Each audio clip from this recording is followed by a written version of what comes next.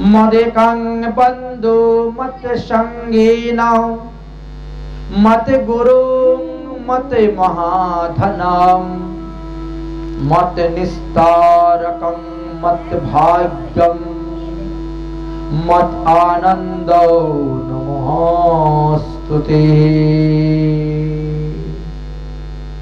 এই শ্রীমদ্ ভাগবত মহাপুরাণী হলেন আমার বন্ধু। এই শ্রীমদ্ ভাগবত মহাপুরাণী হলেন আমার একমাত্র সঙ্গী। এই শ্রীমদ্ ভাগবত মহাপুরাণী হলেন আমার গুরু। এই শ্রীমদ্ ভাগবত মহাপুরাণী হলেন আমার মহাধন। এই শ্রীমদ্ ভাগবতী হলো আমার নিস্তারক। এই শ্রীমদ্ ভাগবতী হলো আমার ভাগ্য পরিবর্তনকারী। এই শ্রীমদ্ ভাগবত মহাপুরাণ হলো আমার দুঃখ নিবারণ করে আনন্দ দানকারী। তাই সেই শ্রীমদ্ ভাগবত মহাপুরাণকে দণ্ডবত প্রণাম করে আজ আমরা ভাগবত কথা শ্রবণ করতে প্রবৃত্ত হয়েছি। কারণ এই শ্রীমদ্ ভাগবত হলো আনন্দ স্বরূপ এবং রস স্বরূপ। এই শ্রীমদ্ ভাগবত কলিযুগের মধ্যে হলো শ্রেষ্ঠ গ্রন্থ। 18টি পুরাণের মধ্যে শ্রেষ্ঠ পুরাণ মধ্যস্থ শ্রী ভাগবত মহাপুরাণ। তাই ভাগবত কথা শ্রবণ করলে, ভাগবত কথা কীর্তন করলে পরে 4 বেদ, 6 শাস্ত্র, 18টি উপপুরাণ, 18টি মহাপুরাণ, সমস্ত পুরাণের ফল লাভ করা যায়।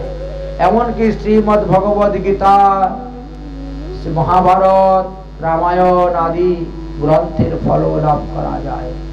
শ্রীমদ্ ভাগবত এমন একটি গ্রন্থ যে গ্রন্থ স্বয়ং আপনাকে ফল দান করতে পারেন। সেখানে শুধু হরি কথা লেখা আছে। এই শ্রীমদ্ ভাগবতকে বলা হয়েছে অমল পুরাণ, কারণ এর ভিতরে কোনো মল নেই। অর্থাৎ আমরা যদি কোনো ফল বাজার থেকে নিয়ে আসি খাওয়ার জন্য, হয়তো তার ভিতরের বিচিটা ফেলতে হবে, না হলে উপরের খোসাটা ফেলতে হবে।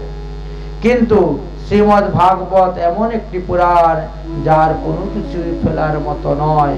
অর্থাৎ এর মধ্যে কোনো অপসিদ্ধান্ত নেই, কোনো কুসিদ্ধান্ত নেই।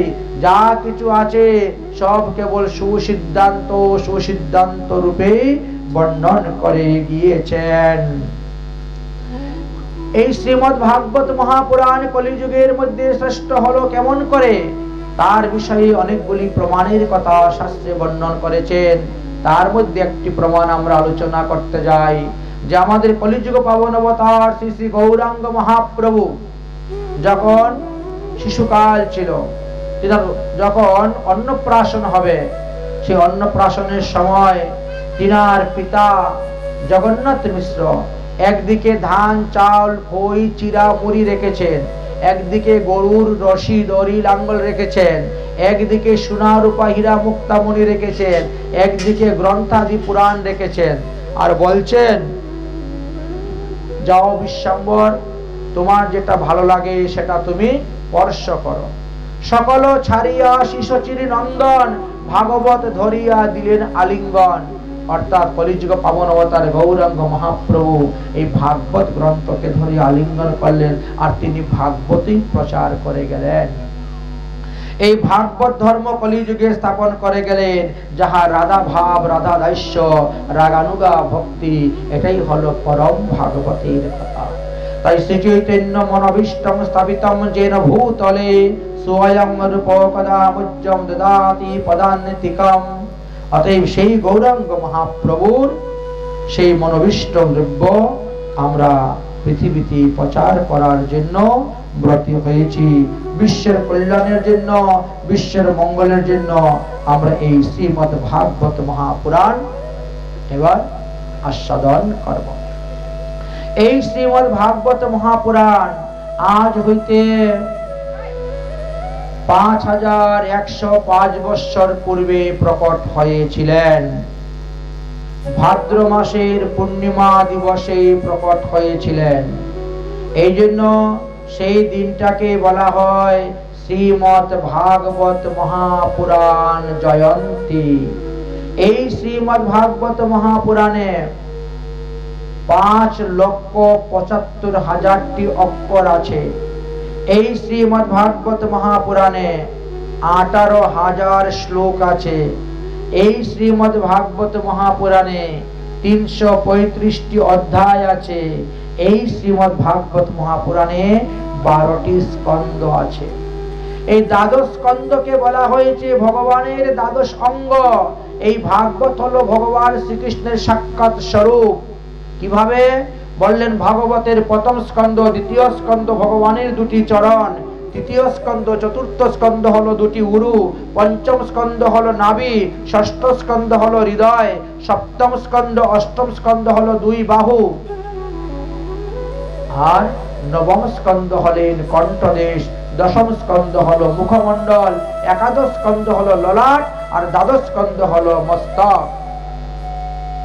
তাই তো ভাগবতে বর্ণন করে গিয়েছেন, তমাদিদেবং করুণানিধানম তমালবর্ণম সহিতাবতারম অপার সংসার সমুদ্র সেতু ভজাম্যহং শ্রী ভাগবত স্বরূপম।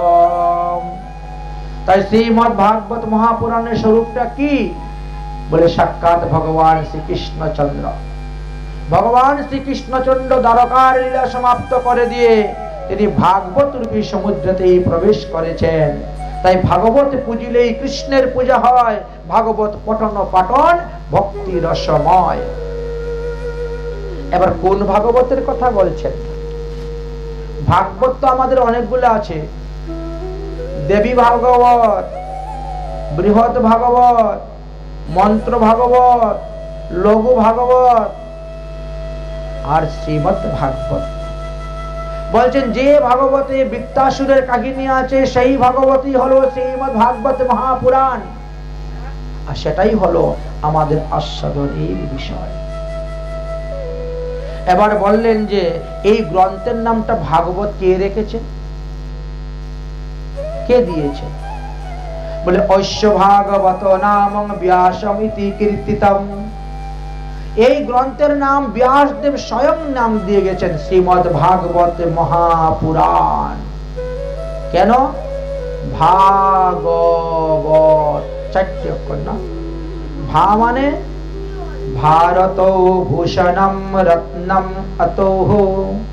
ভারতবর্ষের ভূষণে কীর্তি গঠিত হয়েছে, যাহা পড়লে পরে, শ্রবণ করলে পরে আপনার হৃদয়ে ভাবের উদয় হবে, আপনার হৃদয়ে ভক্তির উদয় হবে। তাই উপরে দেখেন দরজা খোলা, ভাইয়ের দরজাটা খোলা রাখা আছে, কারণ ভগবানের ঘরে যাওয়ার জন্য জীবের দরজা সর্বদাই খোলা। জীব সাধনের দ্বারা, ভজনের দ্বারাই ভগবত কাছে যেতে পারেন। ভারতবর্ষে বসে এই গ্রন্থ রচনা করা হয়েছে, তাই ভগবানের অনন্ত অবতারের কথা এই গ্রন্থে রচনা করা হয়েছে, তাই ভগবান এবং ভক্তের চরিত্র কথা বর্ণন করা হয়েছে, তাই ভাগবত।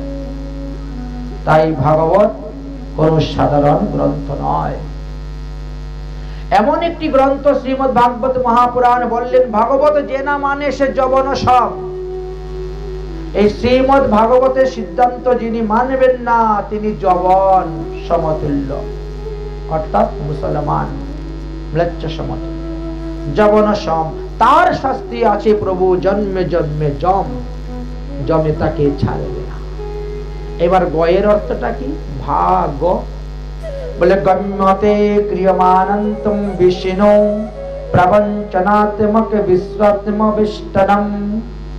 ভগবান সমস্ত বিশ্বকে ব্যাপক করিয়া অবস্থান করেছেন বিষ্ণু, তাই তাহার বিভিন্ন অবতার ভারতবর্ষেই হয়েছে।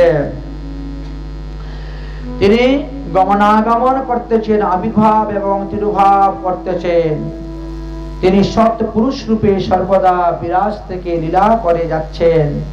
তাই ভগবানের লীলা কথা যিনি শ্রবণ করবেন, ভগবানের লীলা কথা যিনি কীর্তন করবেন, তিনি সমস্ত পাপ থেকে মুক্ত হইয়া দেহান্তে নিত্য গোলক ধামে গমন করবেন, তাকে আর পুনরায় এসে মাতৃগর্ভে জন্মগ্রহণ করতে হবে না।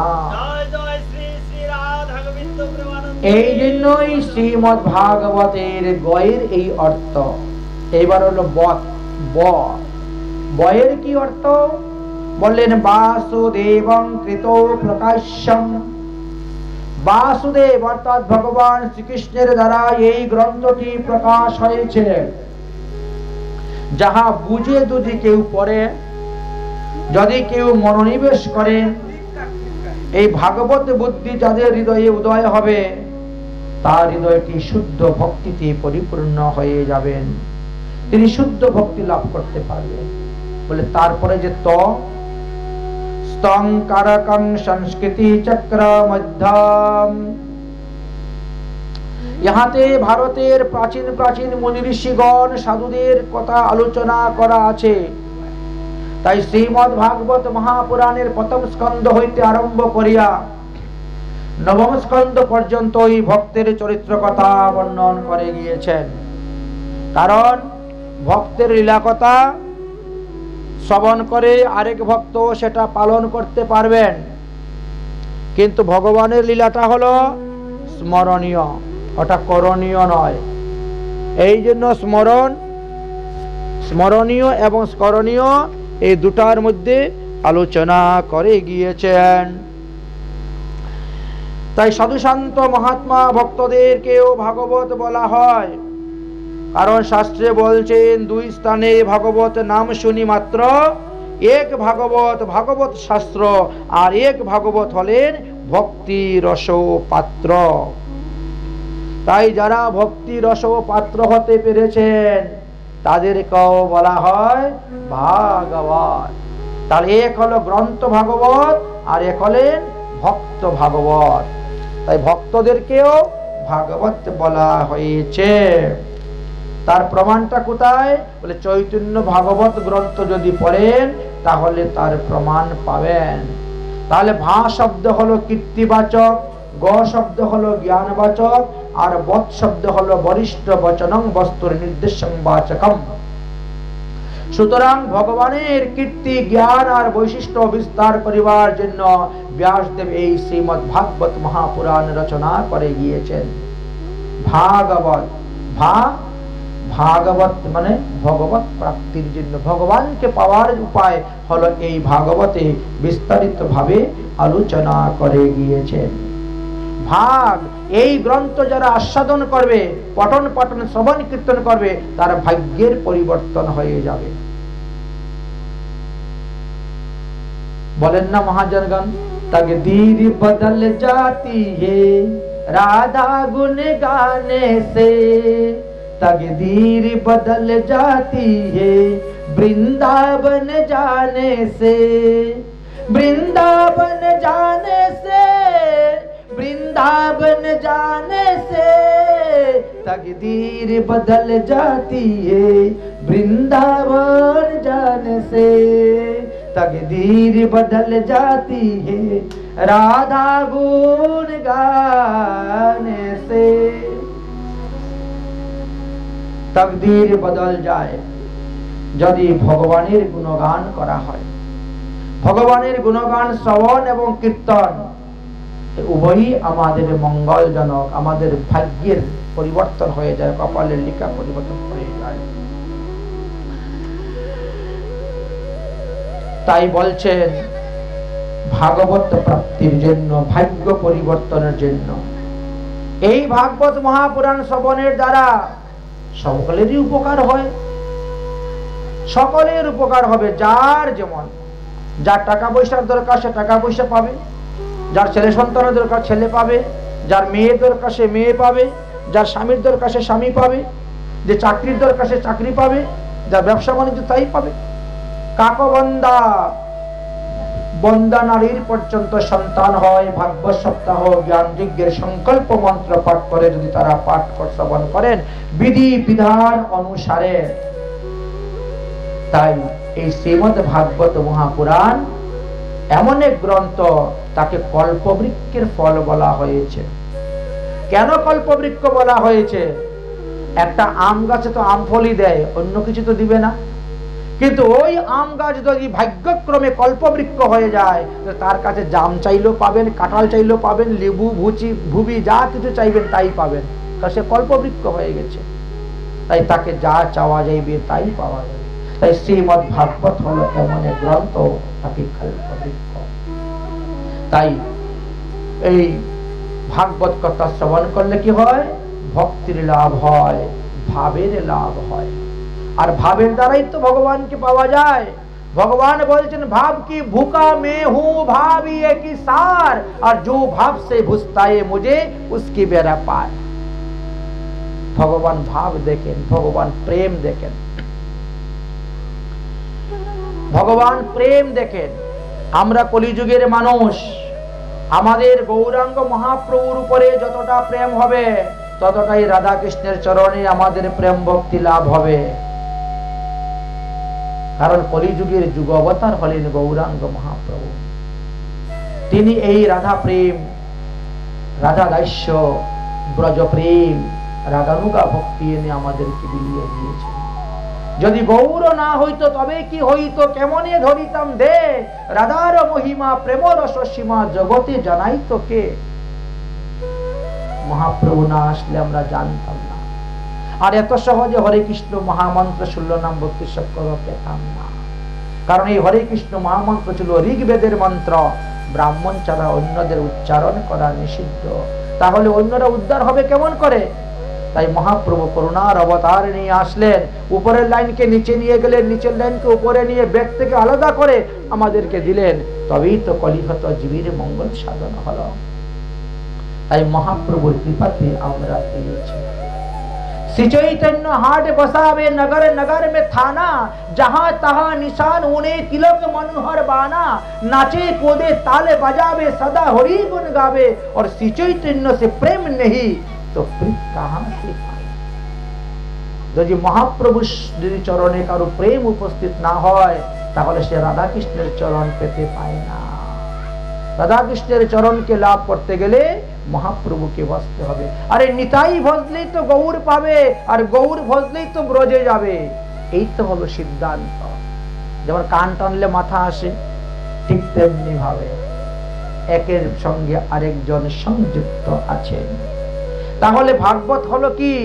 ভাগবত হলো সাক্ষাৎ ভগবান স্বরূপ। ভাগবত হলো ভগবানের মুখ নিঃসৃত বাণী। তাই এক হলো শ্রীমদ্ ভগবত গীতা, আর এক হলো শ্রীমদ্ ভাগবত মহাপুরাণ। তাই ভাগবত মহাপুরাণ ভগবানের মুখ নিঃসৃত বাণী, কারণ ভগবান শ্রীকৃষ্ণ উদ্ধবকে এই ভাগবত ধর্ম জ্ঞান দিয়ে গিয়েছিলেন। ভাগবত হলো পঞ্চম বেদ। আমরা তো 4 বেদের কথা সবাই জানি, সামবেদ, ঋগ্বেদ, যজুর্বেদ, অথর্ববেদ, কিন্তু ভাগবত হলেন পঞ্চম বেদ। 4 বেদকে মন্থন করে এই ভাগবত তৈরি করা হয়েছে। এই জন্য বলছেন ভাগবত কি 4 বেদ দধি ভাগবত নবনীত। দধিকে মন্থন করলে নবনী উঠে, ননি উঠে না। 4 বেদ দধি, কারণ বেদেতে 1 লক্ষ শ্লোক আছে, আর 1 লক্ষ শ্লোককে মন্থন করে মাত্র 18,000 শ্লোক বের করে নিয়ে এসেছেন। 4 বেদ দধি ভাগবত নবনীত মথিলেন সুখদেব গোস্বামী, আর খাইল পরীক্ষিত। পরীক্ষিত মহারাজ সেই ভাগবতটি গ্রহণ করলেন, আস্বাদন করলেন, আর এতে কি হলো? 7 দিনেই ভগবত পদপদ্ম লাভ করে ভগবত ধামে চলে গেলেন। আর কারো মনে প্রশ্ন হইতে পারে, বলে আমরা তো কতবার ভাগবত শুনলাম, কই আমাদের দিকে কল্যাণ হয় না, উদ্ধার হয় না, আমাদের জন্য দিকে বিমান আসে না? অভিমান ত্যাগ করে ভাগবত শুনবেন, তবে তো বিমান আসবে। আমাদের তো ধনের অভিমান, বিদ্যার অভিমান, কুলের অভিমান, রূপের অভিমান, যৌবনের অভিমান, অভাব নেই। তাহলে আমাদের জন্য বিমানটা আসবে কেমন করে? বিমান তো তার জন্যই আসবে যে অভিমান শূন্য হয়ে ভাগবত শ্রবণ করে। নির্মৎসদাং শতানাং শতা, মাৎসর্য শূন্য হইয়া। আমরা তো পরেরটা দেখে সহ্য করতে পারি না, পরের উৎকৃষ্ট সহ্য হয় না। অমুকে চাকরি পেয়ে গেল, অমুকে ঘর পেয়ে গেল, অমুকে 3 তলা বিল্ডিং হয়ে গেল, অমুকে ব্যবসা বেড়ে গেছে, জলে ভিতরটা। তো আমরা ভগবান পাবো কেমন করে, আর ভগবান আমাদের জন্য বিমানটা পাঠাইবে কেমন করে? মাৎসর্য শূন্য হতে হবে, তবে গিয়ে ভগবান পদপদ্ম লাভ করা যায়। তাই বললেন এই শ্রীমদ্ ভাগবত মহাপুরাণ হলো পঞ্চম বেদ। এই যে বেদান্ত ভাষ্য বলা হয়, সমস্ত বেদের ভাষ্য হলো এই শ্রীমদ্ ভাগবত মহাপুরাণ। ভাগবত মহাপুরাণ পড়লে 4 বেদ পড়া আর আপনার বাকি থাকলো না।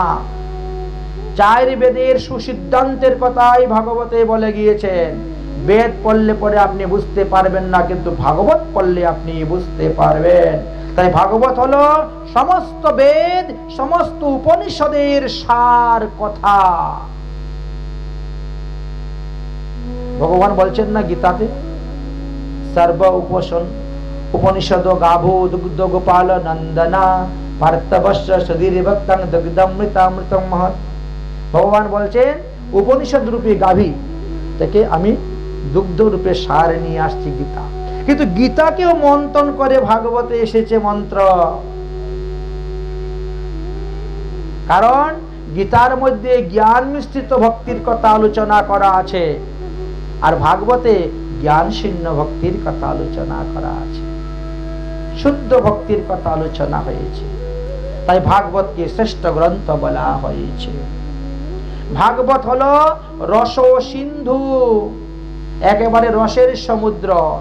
যে একবার এই ভাগবতের রস পান করবে তার কাছে আর অন্য রস ভালো লাগবে না।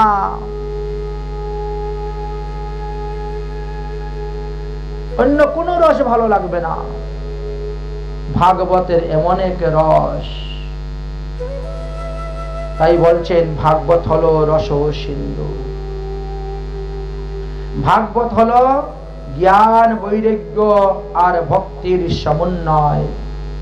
ভাগবত হলো শুদ্ধ প্রেম ভক্তি প্রদানকারী গ্রন্থ। ভাগবত মানুষকে সারূপ্য মুক্তি প্রদান করেন, অর্থাৎ ভগবানের যেই রকম রূপ আপনিও সেই রকম রূপ ধারণ করে ভগবত ধামে চলে যাবেন। একে বলা হয় সারূপ্য মুক্তি। সারূপ্য, সাযুজ্য, সামীপ্য, ষষ্ঠী আদি মুক্তির কথা শাস্ত্রে আলোচনা করে বর্ণন করে গিয়েছেন। তাই ভাগবত ধর্মই হলো পরম ধর্ম, যে ধর্ম আচরণ করলে মানুষের শান্তি ক্রান্তি ফিরে পায়, ইহ জগতে শান্তি লাভ করতে পারে, পরকালেও গিয়ে সুখ লাভ করতে পারে। সেই ধর্মের নাম হলো ভাগবত ধর্ম। ভাগবত হলো মানুষকে ভাগবত বানিয়ে দেয়।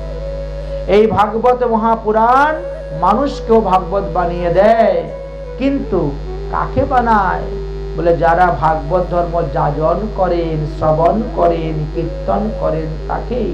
কিন্তু এইরকম লোক তো অত্যন্ত বিরল জগতের মধ্যে।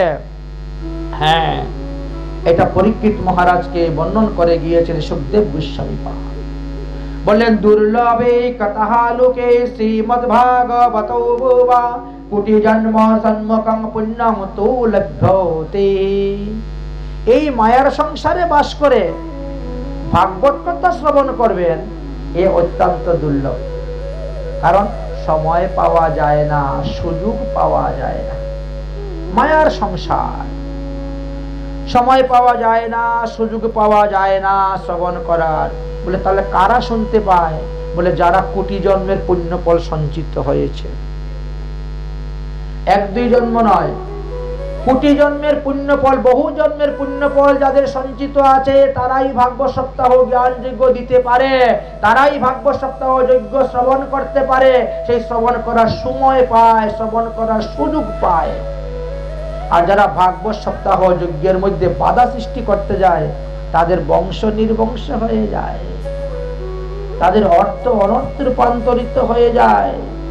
এই শ্রীমদ্ ভাগবত যজ্ঞ কোনো সাধারণ যজ্ঞ নয়। তাই বলছেন শ্রীমদ্ ভাগবত যজ্ঞ বহু জন্মের পুণ্য ফলে গিয়ে লাভ করা যায়। ভাগ্য দয়ন বহু জন্মর্জিতেন সৎসঙ্গে চলমতে। বহু জন্ম যদি আপনি সাধু সঙ্গ করেন, বহু জন্ম যদি আপনি সাধুগুরু বৈষ্ণবের সেবা করেন, তবেই আপনি ভাগবত দিতে পারবেন। টাকা তো অনেকেরই আছে, কত লোকের লক্ষ লক্ষ টাকা আছে, কোটি কোটি টাকা আছে, কিন্তু দিতে পারছে একটা ভাগবত সপ্তাহ জ্ঞান যজ্ঞ? তার ক্ষমতা হচ্ছে না, কারণ তার পূর্ব জন্মের পুণ্য ফল নেই। বহু জন্মের পুণ্য ফল যখন সঞ্চিত হয় তখন এই ভাগবত সপ্তাহ চলে। এটা আমার কথা নয়, এটা ভাগবতের কথা। ভাগ্য দয়ন বহু জন্মার্জিতেন সৎসঙ্গেন চলমতে পুরুষং যদা বৈ অজ্ঞানম হেতু কৃত্যং মোহ তৎ অন্ধকার নাশনম। সাধু সঙ্গ না করলে ভিতরের অন্ধকার দূর হবে না। আপনি যত বড়ই জ্ঞানী হন না কেন, জ্ঞানীরা সবাইকে জ্ঞান দেয় না, কিন্তু তার মধ্যে অজ্ঞানতা থেকে যায়। মনে করেন ঘরের ভিতরে একটা প্রদীপ জ্বালিয়েছেন, প্রদীপ সমস্ত ঘরকে আলোকিত করে, কিন্তু তার নিচটা, তার তলাটা অন্ধকার। দেখো তো প্রদীপের তলাটা অন্ধকার। ঠিক তেমনি ভাবে জ্ঞানীরা তো আপনাকে 10টা কথা জ্ঞান দিয়ে দিবে, কিন্তু সে নিজেই অজ্ঞান। সেই একটা আঙ্গুল দিয়ে আপনাকে দেখাইয়া জ্ঞান দিচ্ছে, আর বাকি 3টা আঙ্গুল তার দিকে। সে আপনার থেকে 3 গুণ দোষী আছে, কিন্তু তার শক্তি বেশি, তো এই জন্য যে চেপে ধরে রেখে আছে, চেপে ধরে রেখে আছে। এই হলো শ্রীমদ্ ভাগবত মহাপুরাণ বললেন। তাই এক জন্মে নয়, বহু বহু জন্মের ভাগ্য যদি একত্রিত উদয় হয়, তবেই ভাগবত কথা শ্রবণ করার রুচি আসে, ভাগবত কথা শ্রবণের সময় আসে, ভাগবতের প্রতি বিশ্বাস আসে, সাধুগুরু বৈষ্ণবের প্রতি বিশ্বাস আসে। সাধুগুরু বৈষ্ণবের প্রতি তো বিশ্বাস অনেক কম লোকের, কারণ তারা মাত্র 1বার 2বার মনুষ্য জন্ম পেয়েছে। যারা বহুবার মনুষ্য জন্ম গ্রহণ করে এসেছেন, বহুবার সাধু সঙ্গ করেছে, সৎসঙ্গ করেছেন, তারাই সাধুগুরু বৈষ্ণবের প্রতি শ্রদ্ধা ভক্তি থাকে, ভাগবতের প্রতি শ্রদ্ধা ভক্তি থাকে। তাই এই শ্লোক শুনো ভাগবত। শ্রী সুখদেবজি কহিলেন, রাজা শুনে পরীক্ষিত। এই ভাগবতে 18,000 শ্লোকের কথা আমরা আলোচনা করেছি। সুখদেব গোস্বামী তা বর্ণন করেছেন, আর পরীক্ষিত শ্রবণ করেছেন। তাই বুদ্ধিমন্ত ভাগবত ভক্তি রসপাত্র, ইহা যে বুঝিতে পারবে সে হবে কৃষ্ণের প্রিয় পাত্র। এই ভাগবত ধর্ম যিনি বুঝতে পারবেন তিনি হবেন ভগবান শ্রীকৃষ্ণের প্রিয় পাত্র। আর এই সুখদেব গোস্বামী এই 7 দিন পর্যন্ত ভাগবত কথা শ্রবণ করে তিনি হরিধামে গমন করেছিলেন। অতএব ভাগবত কোনো সাধারণ গ্রন্থ নয়। ভাগবতের মহিমার কথা আলোচনা করতে গিয়ে বললেন যে এ হলো একটা বিশেষ গ্রন্থ। প্রণবীর যেই অর্থ গায়ত্রীতে সেই কয়, সেই অর্থ চতুশ্লোকী বিবরিয়া কয়। এই যে শ্রীমদ্ ভাগবত মহাপুরাণ, এটা প্রথমে চতুশ্লোকী ভাগবত ছিলেন। দেবর্ষি নারদ ব্যাসদেবকে চতুশ্লোকী ভাগবত দান করেছিলেন। ব্রহ্মা ঈশ্বরে চতুর্শ্লোকী যে কহিলা, ব্রহ্মা নারদরে সেই উপদেশ করিলা, নারদ সেই অর্থ ব্যাসরে কহিলা, আর শুনিয়া ব্যাসদেব তাহা বিচার করিলা। ব্যাসদেব বিচার করতে করতে এটি 18,000 শ্লোকেতে রূপান্তরিত হয়েছে। অতএব ভাগবত এমন একটি গ্রন্থ, যে গ্রন্থ পঠন পাঠনের দ্বারা আমাদের মুক্তি পরতলগত হয়ে যায়। কিন্তু ভক্ত কখনো মুক্তি চান না, তিনি চান কি? সেবা। কারণ সেবা দিয়েই সুখ দিব, এই মাত্র অভিলাষ। তাই তারা ভগবানের সেবা চায়, ভগবানের সেবা চায়। কারণ ভগবানের সেবার নামই যে প্রেম। আত্মেন্দ্রিয় প্রীতিবাঞ্ছা তারে বলে কাম, আর কৃষ্ণেন্দ্রিয় প্রীতিবাঞ্ছা ধরে প্রেম নাম। তাই কৃষ্ণের সুখের জন্য ভক্তরা সর্বদা সেবাই বাসনা করে, সেবাই বাসনা করে। তাহলে আমরা এবার এতক্ষণ ভাগবতের ভূমিকা আলোচনা করলাম। এবার আমরা মূল গ্রন্থেতে এখন প্রবেশ করব।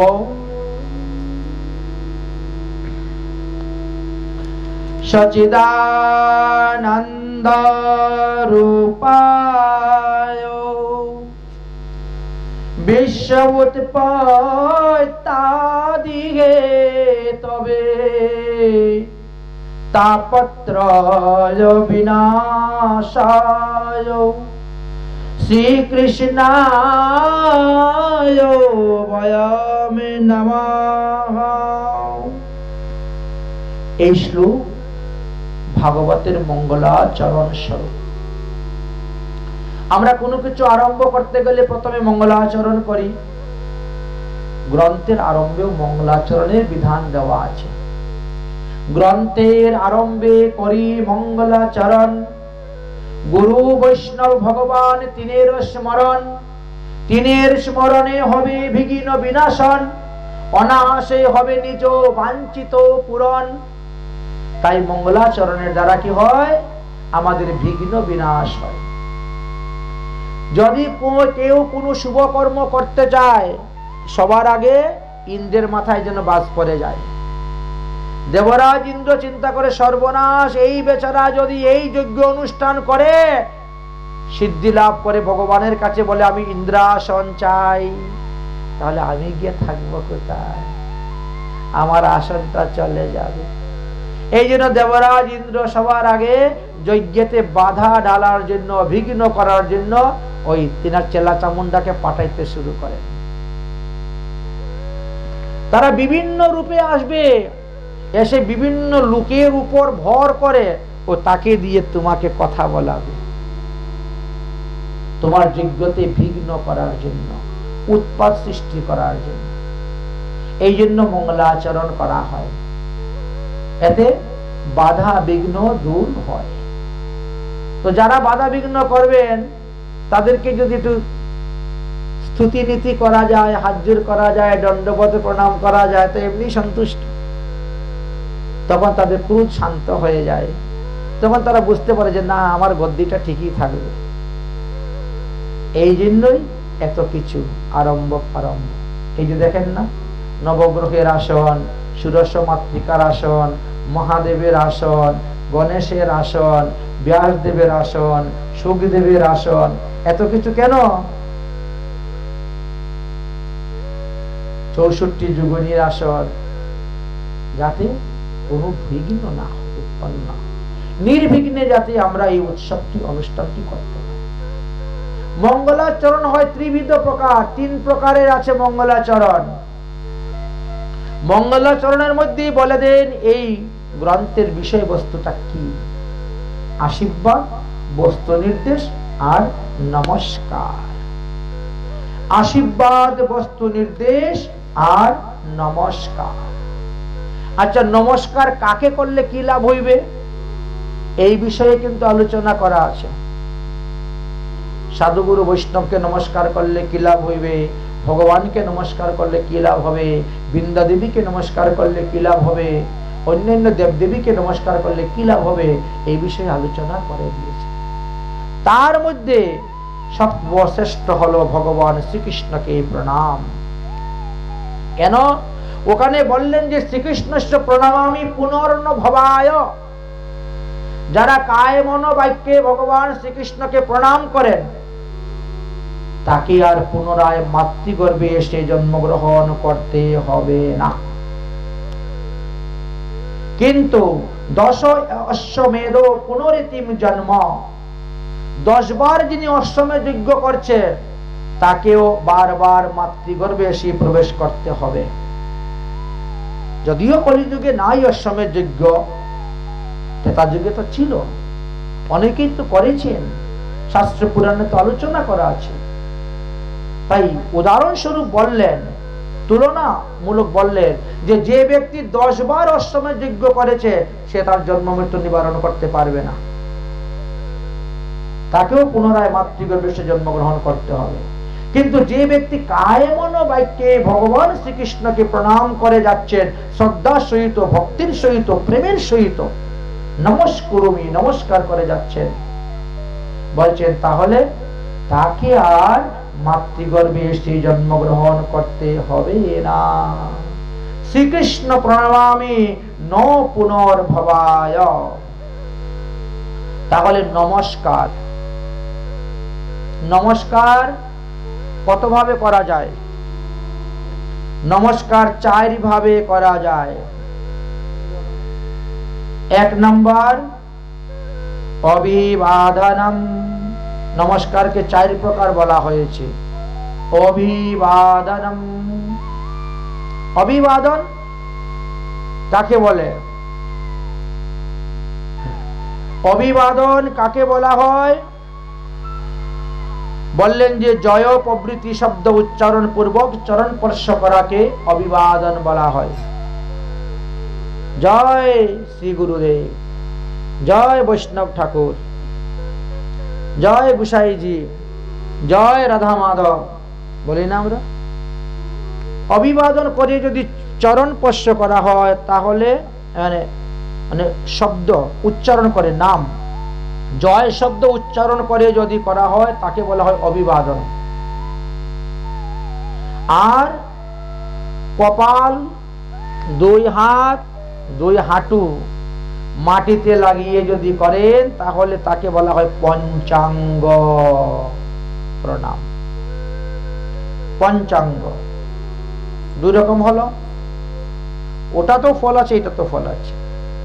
তৃতীয় নম্বর হলো অষ্টাঙ্গ, অর্থাৎ পাদ, শির, কর, জানু, বক্ষ, চক্ষু, বাক্য, মন, এই 8টি জিনিসকে গোবিন্দ চরণে বা ভূমিতে স্পর্শ করিয়ে যদি করা হয় তাকে বলা হয় ষষ্ঠাঙ্গে প্রণাম বা অষ্টাঙ্গে প্রণাম। আরেকটা প্রণাম হয়েছে কি, আমি চরণও ছুঁইব না, আমি ভূমিতেও পড়ব না, আমি দাঁড়িয়ে দাঁড়িয়ে থেকেই দুই হাত জোর করে নিজের মাথায় নিজে দিব, জয় রাধা গোবিন্দ বলি না, জয় রাধা মাধব। না আমি মাটিতে হাত লাগালাম, না আমি পঞ্চাঙ্গে প্রণাম করলাম, না আমি কিছু জয় শব্দ উচ্চারণ করলাম। আচ্ছা, শুধু এইভাবে নিজের মাথায় ভগবানের নাম উচ্চারণ করলাম আর আমার মাথায় আমি হাত দিলাম, এটাও প্রণাম। এই হলো 4 প্রকারের প্রণাম। 4 প্রকারের প্রণামের মধ্যে ষষ্ঠাঙ্গে প্রণাম আর পঞ্চাঙ্গে প্রণাম, এই 2 প্রণামের মাহাত্ম্য বেশি, বাকিগুলার কম। এই 2টির মাহাত্ম্যর কথা বেশি বলেন। প্রণাম শক্তিরই মাহাত্ম্য আছে। কেন বলেন? এই যে নমস্কার, আমরা একজনকে আরেকজনকে দেখলে নমস্কার বলি বা দণ্ডবত, প্রণাম ইত্যাদি শব্দ ব্যবহার করে থাকি। এতে কি হয় বলছেন? এই যে নমস্কার না, এটাও একটা যজ্ঞ স্বরূপ। নমস্কারং স্মৃতং যজ্ঞম সর্বযজ্ঞেষ চ উত্তমম নমস্কারেণ একেন নরোপৃত্তম হরিম ব্রজেত। এই নমস্কারকে বলা হয়েছে যজ্ঞ স্বরূপ। কেন বলে? নমস্কারের দ্বারা কি হয়? আমাদের অহংকার নাশ হয়, অভিমান নাশ হয়। নমস্কার কটি শব্দ আছে? 4টি শব্দ, তাই না? নমস্কার 4টি শব্দ আছে। নকারের অর্থ হলো নিষেধক, মকারের অর্থ হলো অহংকার। অর্থাৎ নমস্কারের দ্বারা অহংকার খণ্ডন হয় আমাদের।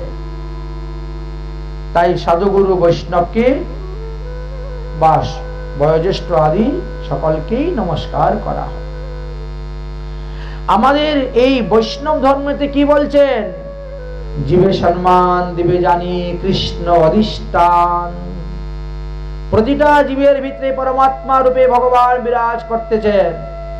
অতএব কোন জীবকে কায় মনো বাক্যে দুঃখ দিবে না। আরে দুঃখ পাইয়া যদি চণ্ডালেও সাপে এড়াইতে নাহি পারবে ব্রাহ্মণের বাপে। এই জন্য কায় মনে বাক্যে কখনো কাউকে দুঃখ দিতে যাবেন না। উপকার নাই বা করতে পারেন, কিন্তু ক্ষতি করতে যাবেন না। শ্রীমদ্ ভাগবত মহাপুরাণে সেই ধর্মের কথাই বলছেন। অতএব নমস্কার এটা একটা যজ্ঞের স্বরূপ। আচ্ছা, কলিযুগে তো 5 প্রকার যজ্ঞ চলবে। যদিও বলা হয়েছে কলিযুগে যজ্ঞ নাই, কিন্তু আছে। কোন কোন যজ্ঞ নাই কলিযুগে? অশ্বমের যজ্ঞ নেই, নরমের যজ্ঞ নেই, গুমের যজ্ঞ নেই, বাজপেয় যজ্ঞ নেই, সত্রামিনী যজ্ঞ নেই, অনুষ্ঠুপ যজ্ঞ নেই, কিন্তু নাম যজ্ঞ, হোম যজ্ঞ, যাগ যজ্ঞ, তপ যজ্ঞ, জ্ঞান যজ্ঞ, এই 5টি যজ্ঞ তো কলিযুগে আছে।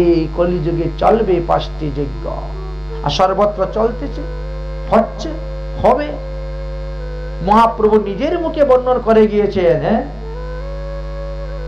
কলিযুগে নাম যজ্ঞ সার, অন্য কোন যজ্ঞ করলে নাহি হইবে পার। তাহলে নাম যজ্ঞ। আচ্ছা, আজকে তো আমরাও যজ্ঞ করেছি। যজ্ঞ করতে গেলে কি কি লাগে উপাদান? বলে প্রথমে কাষ্ঠের প্রয়োজন, তারপরে ঘিয়ের প্রয়োজন, তারপরে শ্রক শ্রাকের প্রয়োজন, তারপরে ভোজ্য পাত্র প্রয়োজন, তারপরে ফলমূল, দক্ষিণা, এত কিছুর প্রয়োজন। তারপরে সবার আগে হলো যজ্ঞ কুণ্ড। ওরে বাবা, 85টা ইট লেগেছে যজ্ঞ কুণ্ড করতে। আর লেপা পোছা যে কদিন ধরে হচ্ছে তার তো শেষ নেই। হ্যাঁ, তো আমরা যে নাম যজ্ঞতে যাই, ওখানে তো গিয়ে কোনো কুণ্ড দেখি না, না দেখি কুণ্ড, না দেখি কাষ্ঠ, না দেখি ঘি, না দেখি অগ্নিশিখা, কিছুই তো নাই। তাহলে নাম যজ্ঞকে ওটা যজ্ঞ বলা হয়েছে কেন? তো নাম কীর্তন বললেই তো হতো। অষ্টপ্রহর নাম কীর্তন হচ্ছে, 16 প্রহর নাম কীর্তন হচ্ছে। আমরা কেন বলি 16 প্রহর নাম যজ্ঞ? যজ্ঞ তো কিছুই নেই। এই যে আমরা আজকে যজ্ঞ করলাম, কত কিছু যারা দেখেছে তারা বুঝেছে। কিন্তু আমরা যখন যাই, এই তো বাজারে চলতেছে না, কোথায় কোথায় চলতেছে শোনা যাচ্ছে, ওখানে গিয়ে দেখেন তো এরকম যজ্ঞকুণ্ড আছে কিনা। না কাঠ আছে, না লাকড়ি আছে, না অগ্নিশিক্ষা আছে, না কেউ সোহা সোহা বলতেছে, কিছুই তো নেই। বলে ওই যে যজ্ঞ মহাপ্রভু বলেছেন, ওই যজ্ঞটা ঠিকই চলতেছে, কিন্তু চর্মচক্ষের দ্বারা ওটা দেখা যায় না। ওখানে যজ্ঞ হচ্ছে, এইখানে যেভাবে আমরা যজ্ঞ করেছি ওখানেও সেইভাবেই যজ্ঞ হচ্ছে, কিন্তু চর্মচক্ষে দেখা যাচ্ছে না।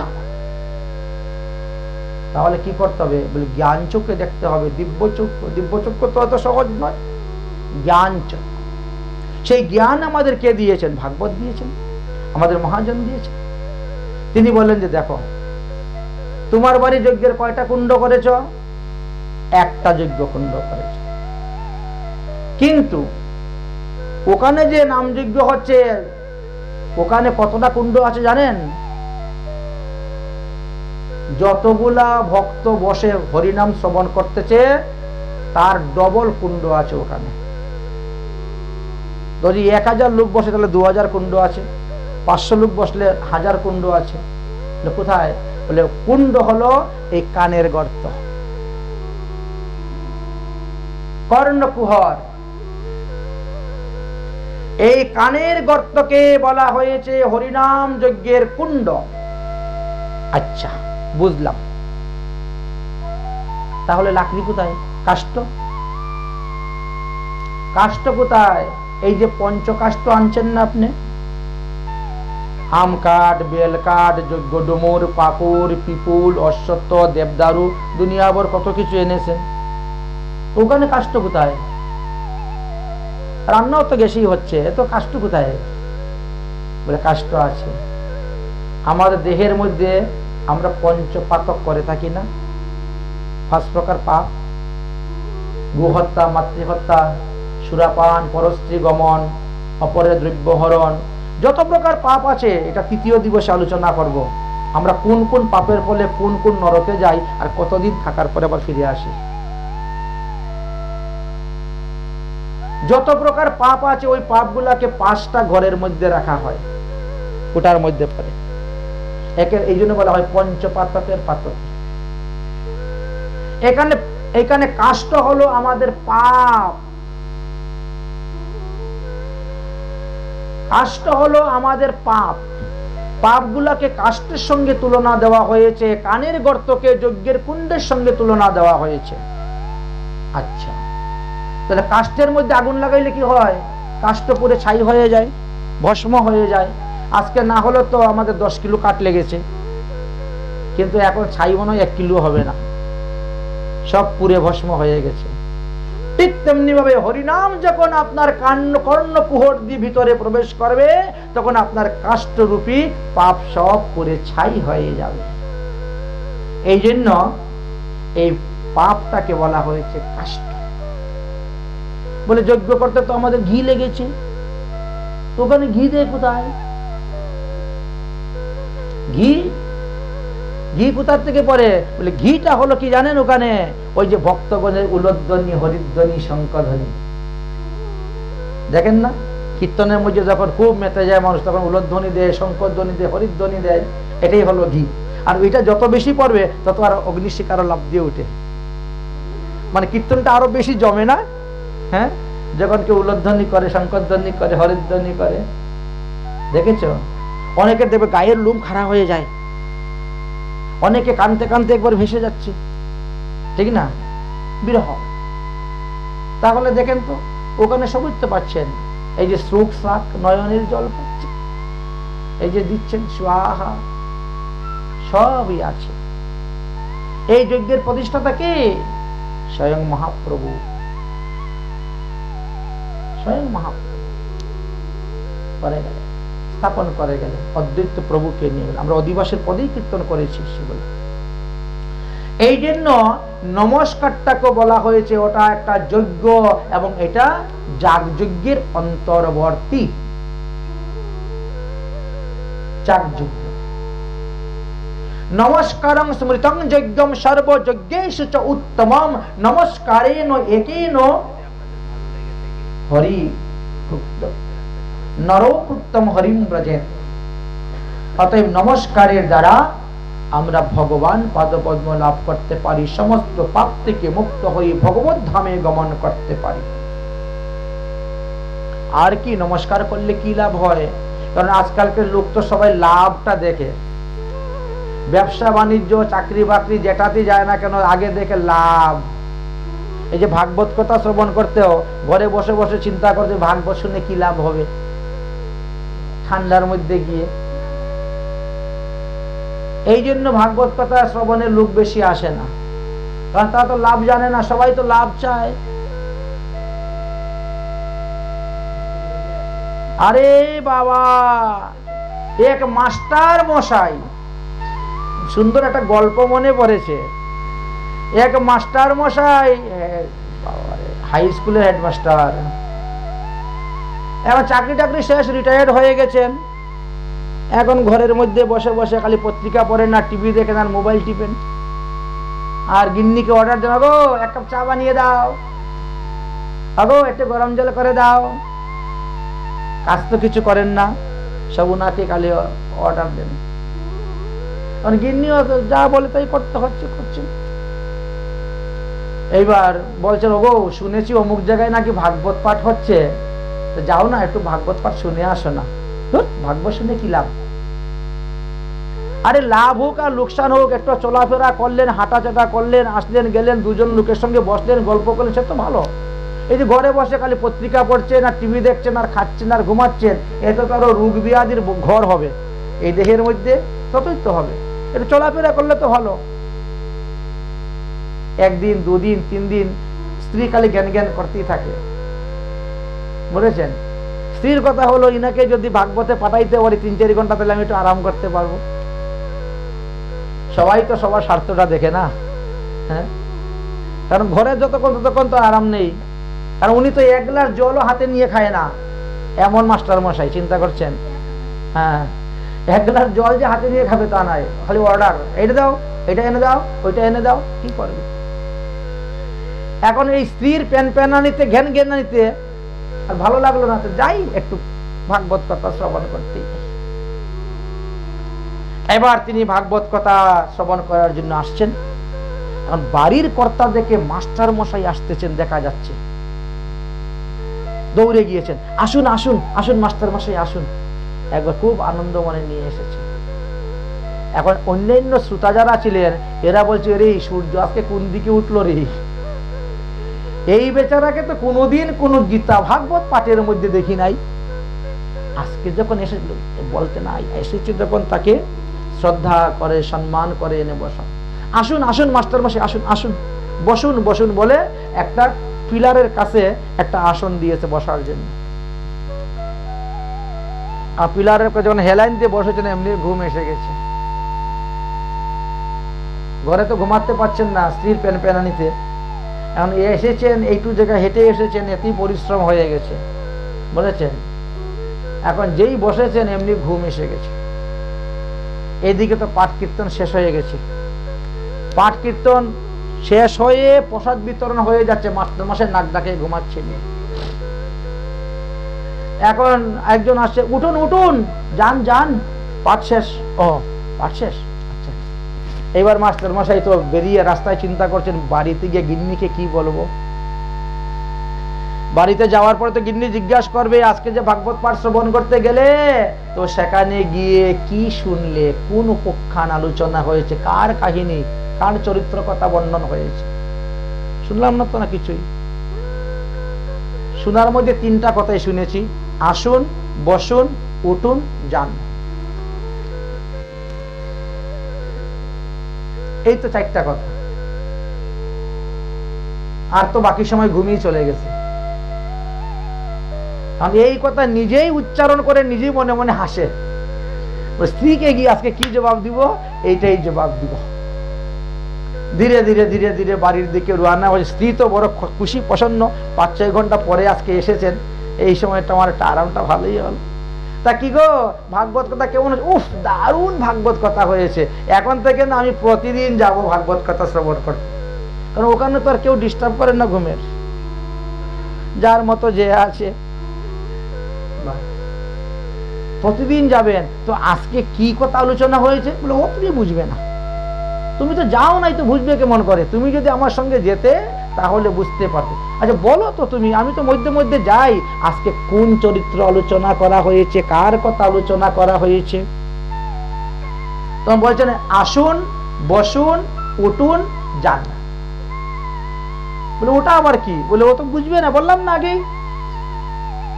আগেই তো বলেছি বুঝবা না, ওখানে গিয়ে পাঠে না গিয়ে বসলে বুঝতে পারবে না। আচ্ছা, এখন তিনি ওই মধ্যে মধ্যেই বলেন ওই আসুন বসুন উঠুন যান, আর নিজে নিজে হাসে। চা খাইতে বসলেও যদি মনে পড়ে আসুন বসুন উঠুন যান, এখন একা একাই হাসতে শুরু করে দেয়। মধ্যে মধ্যে আবার লোককেও বলে আসুন বসুন উঠুন যান। এখন বলতে বলতে একটা অভ্যাসে রূপান্তরিত হয়ে গেছে। একদিন মাস্টার মশাই খুব গভীর ঘুমিয়েছেন, ওনার স্ত্রী অন্যত্র গিয়েছেন বেড়াইতে, মাস্টার মশাই ঘুমিয়েছেন। আর ওই দিন এক চোর এসেছে চুরি করার জন্য। মাস্টার মশাই ঘরে দিয়ে শিং কুদা শুরু করেছে, শিং কুদে এবার ভিতরে ঢুকবে চুরি করতে।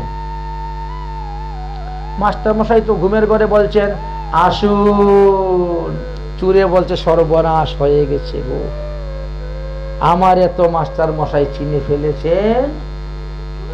না হলে কেউ চুরকে কেউ সম্বোধন করে বলে আসুন, মাত্র সিংকুদে ঢুকেছে চুরটা, আর ইনি বলছেন আসুন।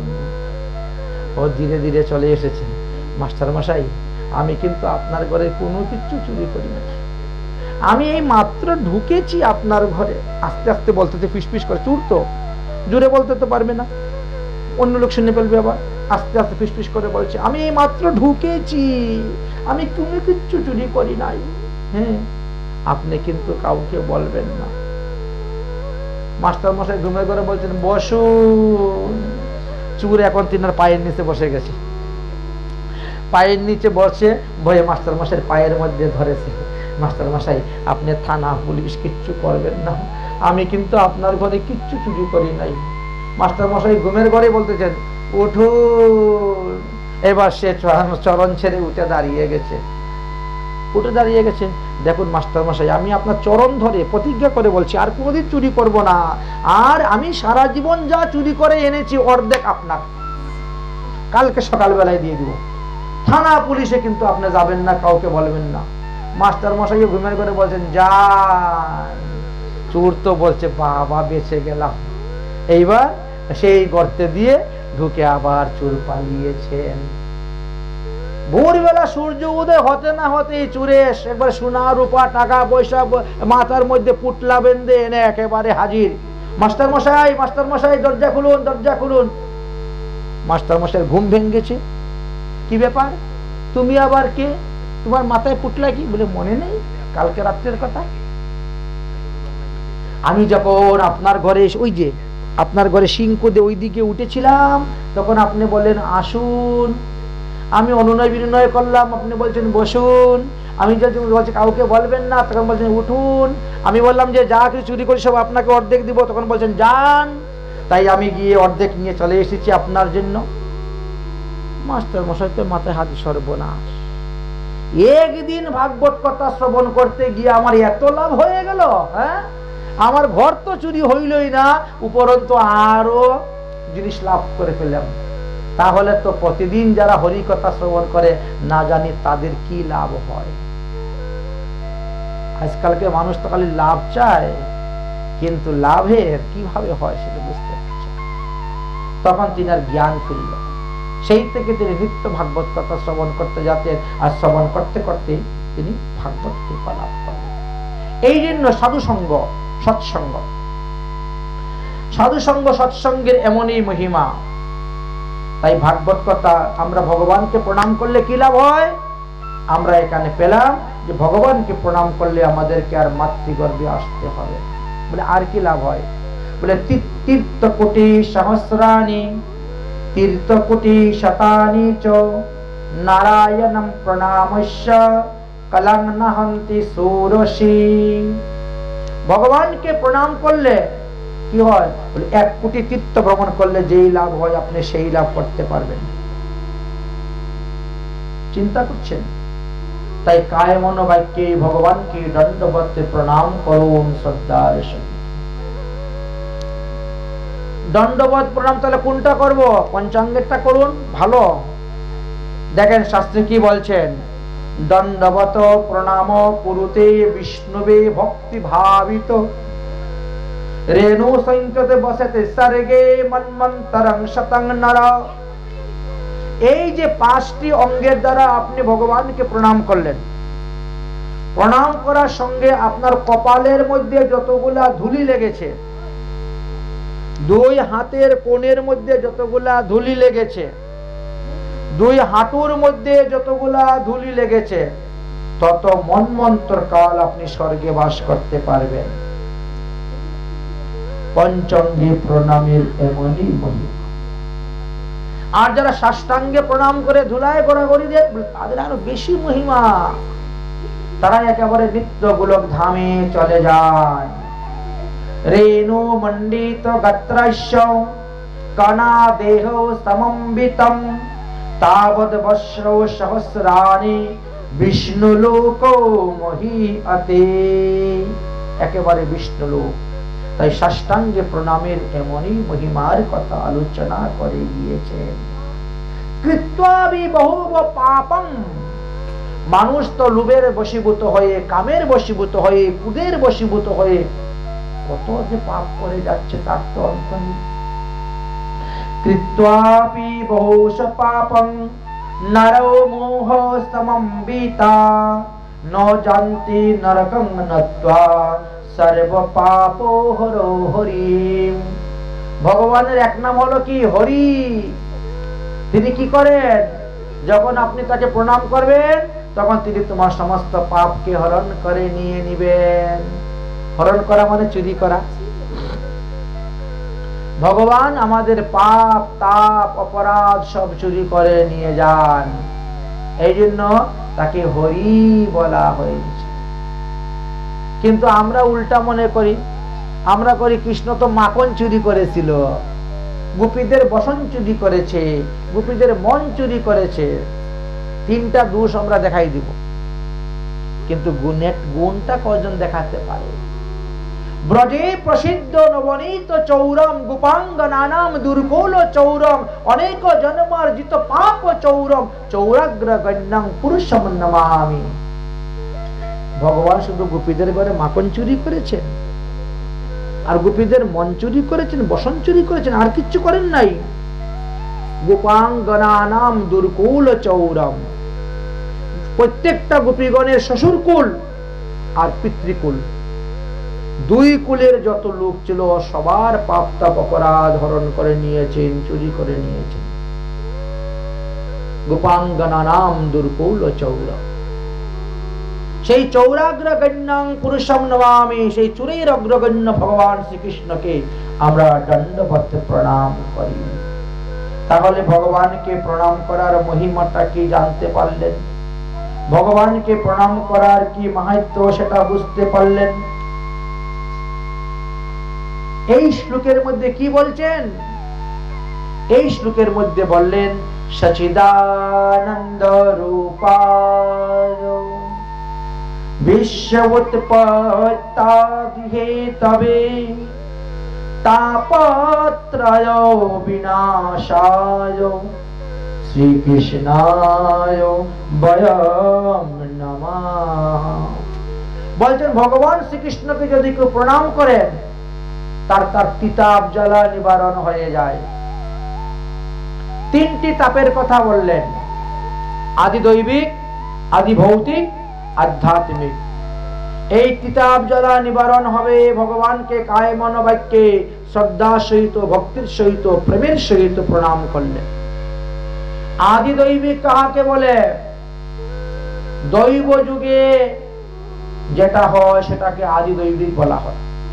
এই যে অতিরিক্ত গরম, অতিরিক্ত শীত, উল্কাপাত, বজ্রপাত, অতিরিক্ত বৃষ্টি, ভূমিকম্প, ঘূর্ণিঝড়, এগুলা দৈব যুগে হচ্ছে, আদি দৈবিক। আদি ভৌতিক, ভূত প্রেত আদি অবদেবতা থেকে যে দুঃখটা আসে, সর্প, ব্যাঘ্র, হিংস্র প্রাণী থেকে যে দুঃখটা আসে, চোর, ডাকাত, গুন্ডা, বদমাশ থেকে যে দুঃখ আসে, এটাকে বলা হয়েছে আদি ভৌতিক দুঃখ। এবার আধ্যাত্মিক দুঃখকে দুই ভাগে ভাগ করা হয়েছে। আধ্যাত্মিক দুঃখ সেটা কি? এটাকে একটা হলো শারীরিক আর একটা হলো মানসিক। এই যে সংসারের মধ্যে একজন আরেকজনের কথা শুনে না, একজন আরেকজনের মানে না, একজন আরেকজনকে শ্রদ্ধা করে না, একজন আরেকজনের সেবা করে না, এটা হলো আধ্যাত্মিক দুঃখ। টাকা আছে, লক্ষ লক্ষ টাকা আছে, কিন্তু সুখ নাই, শান্তি নাই। এমনও পরিবার জগতে আছে, প্রচুর টাকা পয়সার মালিক, কিন্তু এক ফোঁটা সুখ নেই, শান্তি নেই, আরাম নেই। এটা হলো আধ্যাত্মিক দুঃখ। এই আধ্যাত্মিক দুঃখ কোথা থেকে আসে? বলে পূর্ব জন্মের কর্মের ফল। আমরা এই যে সমস্ত কর্ম করে যাচ্ছি, সেই কর্মের ফল তো আমাদেরকে ভোগ করতে হবে। কর্মফল কিন্তু ভোগ করে না হি পারেগা, ছাড়বে না জন। তাহলে কর্মের ফল আমাদেরকে ভোগ করতে হবে, অতএব কর্মটাকে ভালো করতে হবে। ভালো কর্ম না করলে তো ভালো ফল পাওয়া যাবে না। আধ্যাত্মিক তাপকে বলা হয়েছে কর্মফল। একটা দৃষ্টান্ত না দিলে বুঝবেন না বিষয়টা। আসুন একটা দৃষ্টান্ত বলি। এক গৃহস্থের 16 বিঘা জমি ছিল। 16 বিঘা জমির মালিক, একটা মাত্র পুত্র। পুত্রকে বিবাহ দেওয়ার পর তিনি মারা গেলেন। উত্তরাধিকার সূত্রে সেও 16 বিঘা জমির মালিক হয়ে গেল। উত্তরাধিকারী সূত্রে 16 বিঘা জমির মালিক। তার একটি পুত্র সন্তান হয়েছে। সেই পুত্র সন্তান যখন 8 বৎসরের বালক, তখন তার স্ত্রী মারা যায়। এবার 8 বছরের বালক মানে কত, ক্লাস 3-তে পড়বে, 4-এ পড়বে। তো এইরকম একটা সন্তানকে লালন পালন করে বড় করা পুরুষ লোকের পক্ষে কি সম্ভব? তার মধ্যে 16 বিঘা জমি জমা তো দেখতে হবে, হাল চাষ আদি না হলে জমি থেকে উৎপাদন হবে কোথার থেকে? সবাই মিলে যুক্তি দিলেন, ভাই তুমি আর একটা বিয়ে করো। 8 বছরের ছেলে নিয়ে কি করবে? একটা বিয়ে করো। আচ্ছা ঠিক আছে। এইবার তিনি আরেকটা বিবাহ করলেন। প্রথম সন্তানের বয়স 8 বছর, তখন তিনি আরেকটা বিবাহ করলেন। বিবাহের কিছুদিন পরে একটি সন্তান হলো, দ্বিতীয় স্ত্রীর গর্ভে আরেকটি সন্তান হলো। সেই সন্তানের বয়স যখন আবার 8 বছর হয়েছে, তখন ওই স্ত্রীও মারা গেল।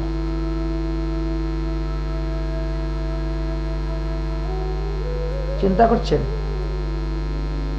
এখন পাড়া প্রতিবেশীরা বলছে, ভাই তুই আরেকটা বিয়ে কর। বলে না, আর করবো না, দুটা তো করলাম, এখন আমার বড় ছেলে 16 বছর হয়ে গেছে, তাহলে বড় ছেলে কি বিয়ে দিয়ে দিই, আমার আর বিয়ে করার দরকার নেই, দুটা তো করলাম, কপালে সুখ নেই, কি করা যাবে, তাহলে বড় ছেলেকে বিবাহ দিই। 16 বছর বয়সে বড় ছেলের বিবাহের ব্যবস্থা করলেন। বড় ছেলে বিয়ে হলো, 6 মাস যেত না যেতে তিনিও মারা গেলেন। শেষ। সম্পত্তি আর ছেলেদের মধ্যে ভাগ করে দেওয়ার সময় পেলেন না, কারণ কখন যে মৃত্যু হবে তো কেউ বলতেই পারি না আমরা। এই যে আজকে রাত্রে ঘুমাবো, কালকে যে উঠে আবার হরিকথা আস্বাদন করতে পারবো তাতে বিশ্বাস নেই। মারা গিয়েছে। গ্রামের প্রতিবেশীরা, আত্মীয় স্বজন, ইষ্টি কুটুম্ব এসে অন্ত্যেষ্টি ক্রিয়া আদি করাইয়া গ্রামের 5 পঞ্চায়েত বসে আলোচনা করে 8 বিঘা নামে 2 ভাইয়ের নামে জমি দিয়ে দিলেন। এখন বড় ভাইয়ের বয়স আর কত, 17 বছর বা 18 বছরই। ছোট ভাইয়ের বয়স 9 বছর। 9 বছরের একটা ছেলে মাতৃপিতৃহীন, তার লেখাপড়া খাওয়া দাওয়া কে চালাবে? গ্রামের পঞ্চায়েতরা বলল, ভাই তুমি যখন বড় ভাই, তুমি পিতৃ সমতুল্য। শাস্ত্রে বলছে বড় ভাই পিতৃ সমতুল্য, বড় ভাইয়ের বউ মাতৃ সমতুল্য। তো তোমরা তাকে তোমাদের সন্তানের মতন লালন পালন করে বড় করো, তার লেখাপড়া খরচ করো, আর বাকি 8 বিঘা জমি তো তোমরাই তো চাষবাস করবে। তার নামে যদিও 8 বিঘা জমি আছে, কিন্তু চাষবাস তো তোমরাই করবে। এই 8 বিঘা জমির যে আয় উন্নতি হবে, এর দ্বারাই তো এর লেখাপড়া, কাপড় চোপড়, ঔষধপত্র সবই তো হয়ে যাবে।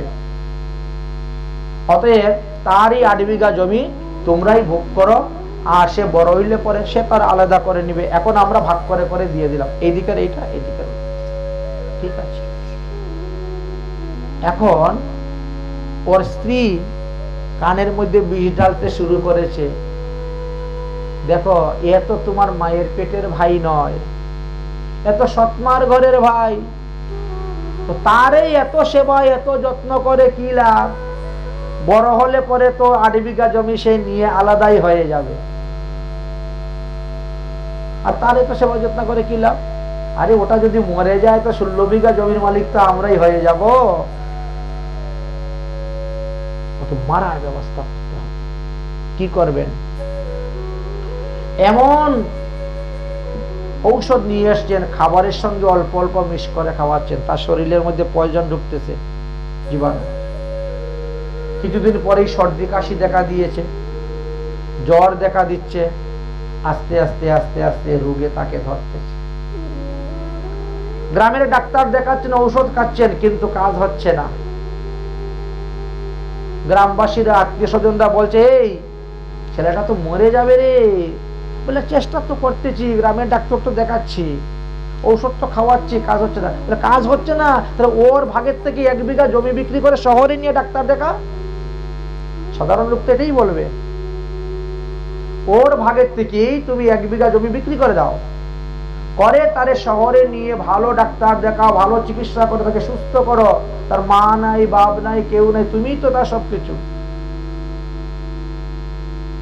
ঠিক আছে, টাকা পয়সা নিয়ে এবার রওনা হয়েছেন ভাইকে নিয়ে শহরে। বড় ডাক্তার দেখাবেন। ডাক্তার মশাইয়ের কাছে গিয়েছেন, ডাক্তার তো এখন দিয়ে দিয়েছে রক্ত পরীক্ষা করাও, এক্সরে পরীক্ষা করাও, অমুক করাও, তমুক করাও, দুনিয়া ভর দিয়েছে, লম্বা লিস্ট। এবার রক্ত পরীক্ষা করতে নিয়ে ওই ঘরে বসিয়েছে, ভাই তুই এখানে বস, রক্ত পরীক্ষা হবে। আর উনি ডাক্তারের কাছে চলে এসেছেন। বড় ভাই, ডাক্তার বাবু এ যে এনেছি না, ও আমার আপন ভাই নয়, ও আমার সৎ মার ঘরের ভাই। বলেছে ওকে বাঁচি বা কি হবে, রোগ হয়েছে, আর ওইভাবে থাকলে তো আমাদেরও কষ্ট। এমন কিছু দেন যাতে 7 দিনের মধ্যে হরিবল হয়ে যায়। আমি কিন্তু আপনাকে 50,000 টাকা দিব, খবরদার কাউকে বলবেন না। তখনকার 50,000 টাকার দাম আছে। 1 বিঘা জমি বিক্রি করে দিয়েছে, চিন্তা করছেন না। এখন তো 50 লাখ টাকায় পাবেন না 1 বিঘা জমি, এমন অবস্থা। ডাক্তার তো খুশি, বাবা বিনা চিকিৎসা বিনা পরিশ্রমে 50,000 টাকা পাওয়া কি চারটিখানি কথা। ডাক্তার মশাই ওদিকে এক্সরে করে সবকিছু নিয়ে চলে আসলেন, বাস দিয়েছে ইনজেকশন পুশিং করে। ঔষধ কতটা দিয়ে দিল, নেন এইগুলা যান খান, আশা করি ভালো হয়ে যাবে 7 দিনের মধ্যে। নিয়ে চলে আসছেন। গ্রামবাসীরাও সন্তুষ্ট, দেখছো ভাই কারে বলে, দেখো ভাইয়ের জন্য ভাই নিজের কাজকর্ম ফেলে দিয়ে শহরে গিয়ে তার ভাইয়ের চিকিৎসা করে নিয়ে এসেছে। কি চিকিৎসা যে করেছে সে তো ভগবান জানেন, আর ডাক্তার মশাই জানেন। এখন দিন দিন তো রোগ আরো বাড়তেছে, শেষ পর্যন্ত মারাই গিয়েছে। মারা যাওয়ার পরেও সবাই তারই প্রশংসা করে, বা কত চেষ্টা করেছে ভাইকে বাঁচানোর জন্য। হ্যাঁ দেখেছো, ভাইকে বাঁচাইবার জন্য শহরে পর্যন্ত গিয়ে চিকিৎসা করেছে, কত চেষ্টা করেছে, কিন্তু পারল না। এখন তো উত্তরাধিকার সূত্রে সেই 16 বিঘার মালিক, 16 বিঘার মালিক হয়ে তো জায়গা বুক করতেছে। কিন্তু এই যে জীবাত্মা দুঃখ পেয়ে মরল না, সে তার প্রতিশোধ নেওয়ার জন্য এবার বৌদির গর্ভে এসে প্রবেশ হলো। ভাইয়ের ছেলে হয়ে জন্মগ্রহণ করল ওই জায়গা সম্পত্তি ভোগ করার জন্য। কারণ ওখানে আসলেই তো আমি আমার জায়গা ভোগ করতে পারবো। এবার বুঝেন জীবাত্মা কোথা থেকে কোথায় যায় প্রতিশোধ নেওয়ার জন্য, কার ঘরে গিয়ে জন্ম নেয়। নিজের আপন বৌদির গর্ভে এসে সেই জীবাত্মা প্রবেশ হলো। বৌদি গর্ভবতী হলেন, নির্দিষ্ট সময়ে তিনি সন্তান প্রসব করলেন। কি আনন্দ! রাজার দুলালের মতন তুলা তুলা করে রাখে, মাটিতে লাগবে না। একটু বড় হতেই কত রকমের দামি দামি খেলনা এনে দিচ্ছে, আর একটু বড় হলেই বড় নামি দামি স্কুলে ভর্তি করে দিয়েছে। একবার বাড়ির থেকে গাড়ি এসে নিয়ে যায়, আবার বাড়িতে এনে দেয়। একেবারে রাজার হালে জীবন যাপন করতে করতে একেবারে 24-25 বছর বয়স হয়ে গেছে। ভোগ করতেছে, কিন্তু তারই তো সম্পত্তি ভোগ করতেছে। আগে 8 বিঘা ছিল, এখন 16 বিঘা সম্পত্তি ভোগ করতেছে। বাবাও তারে আদরের ছেলে দুলাল খুব করতেছেন। ছেলে তো বড় হয়ে গেছে, চাকরি করবি, 16 বিঘা জমি আছে আমার, তুই এবার কার চাকরি করবি রে? চাকরি করতে হবে না, এত জায়গা জমি থাকতে চাকরি করবি কেন? বাড়িতে থাক, খা, ঘোরা ফেরা। ছেলেকে সুন্দর একটা ফুটফুটে বৌমা দেখে বিয়েও করিয়ে দিয়েছেন। বিয়ে করে 6 মাসও যায় নাই, হঠাৎ করে তার কি হয়ে গেছে, মাথা ঘুরিয়ে পড়ে গেছে। আর তারপরে যখন উঠে দাঁড়ালো, এখন আর সোজা হয়ে বসতে পারে না, কোমরের হাড্ডি ফাঁক হয়ে গিয়েছে, মেরুদণ্ডের হাড্ডি ছেড়ে দিয়েছে। এবার কি করে, ওই বিছনার মধ্যে পড়ে আছে, ওখানেই পায়খানা, ওখানেই প্রস্রাব, ওইখানেই খাওয়া। আর টানতেছে কারা? 3 জনই টানতেছে।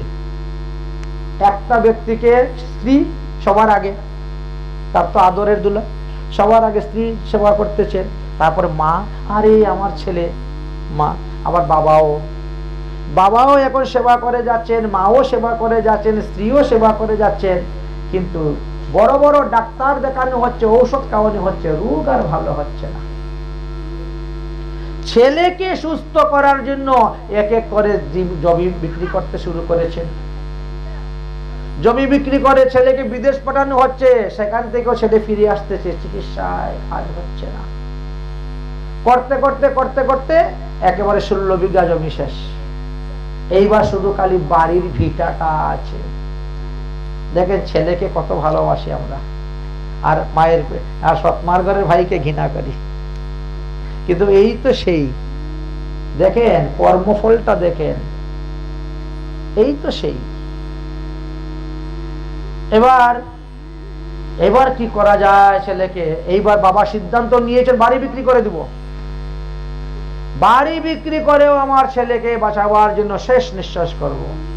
তখন ছেলে বিছানার মধ্যে ঘুমিয়ে বলছে, ও দাদা, বাড়ি বিক্রি করার দরকার নাই, বাড়িটা থাকুক। কি তুই না আমার ছেলে, আমি না তোর বাবা, তুই আমারে চিনতে পারছিস না, তুই আমাকে দাদা বলছিস কেন?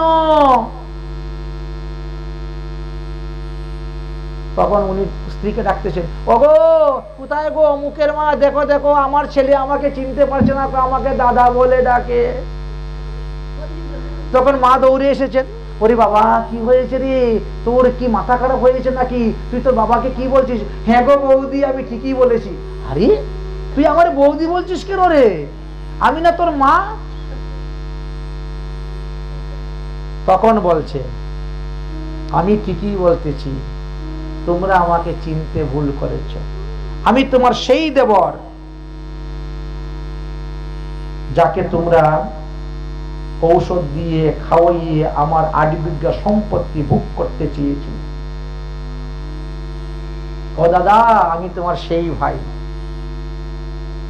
আমি আমার সম্পত্তি ভোগ করার জন্য আমি তোমাদের পুত্র রূপে এসে জন্মগ্রহণ করেছি। তোমরা আমার সম্পত্তি ভোগ করবে? আমি তো আমার 8 বিঘা সম্পত্তি ভোগ করেছি, সঙ্গে তোমার 8 বিঘা সম্পত্তি ভোগ করে চলে যাচ্ছি। এবার আমার চলে যাওয়ার সময় এসেছে, অত একটু বিষ এনে দেও, খেয়ে মরে যাই। আরে না, তুই আমাদের ছেলে, এ দেখেছেন? হ্যাঁ, তোকে বিষ দিব কেন? বলে তখন কেন বিষ দিয়েছিলে? তখন কেন পয়জন ঢুকিয়েছিলে, ইঞ্জেকশন মেরে বিষ দিয়ে আমাকে মেরেছিলে, এখন বিষ দিতে পারো না? ও এখন আমি তোমার ছেলে বলে আমি আমার সম্পত্তি ভোগ করে নিয়েছি, এইবার আমার যাওয়ার পালা। তখন বাবাও বসে কাঁদতেছে, মাও বসে কাঁদতেছে, আর বলছে, আমরা না হলে অপরাধ করেছিলাম, আমরা না হয়ে করেছিলাম বলে কর্মফল এখন ভোগ করতেছি। কিন্তু আমার বৌমা সতী সাবিত্রী, সে কি দোষ করেছিল? 6 মাস হয়েছে বিয়ে হয়েছে, আর এই ভরা যৌবন নিয়ে সারা জীবন বিধবা হয়ে থাকবে। তখনকার জীবন তো অন্যরকম ছিল, এখন তো একটা মরে গেলে একটা বিয়ে করে নিবে, কিন্তু তখনকার তো এরকম ছিল না সমাজ ব্যবস্থা, খুব কঠিন। হয়তো স্বামীর সঙ্গে সহমৃত্যু হতে হবে, সতী হতে হবে, আর না হলে থাকতে হবে। এখন কি করা যায়? আমার বৌমা কি দোষ করেছে? আমার বৌমা নিরপরাধ, আর সে কেন এইভাবে সারাটা জীবন এইভাবে কাটাবে? বলছে, জানো বৌদি, এই যে তোমার বৌমা, এই বৌমা বড় সতী সাবিত্রী, ভালো, সবই তো ঠিক আছে, কিন্তু এই বৌমা কে জানেন? ওই ডাক্তার, ওই ডাক্তার যে 50,000 টাকার লোভে আমাকে উল্টা পাল্টা চিকিৎসা ইঞ্জেকশন মেরে দিয়েছিল, 7 দিনের মধ্যে আমি মারা গিয়েছিলাম। এবার 70 বছর বিধবা হয়ে থাকো আর কর্মের ফল ভোগ করো।